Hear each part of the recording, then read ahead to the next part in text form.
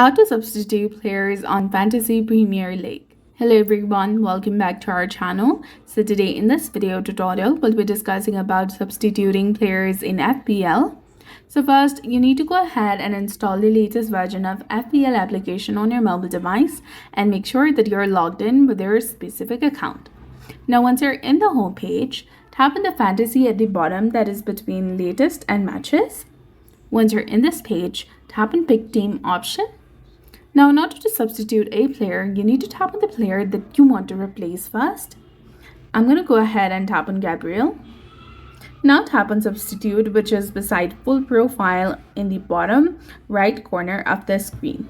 Once you've chosen the specific player, tap on confirm in the top right corner of the screen and you'll be done.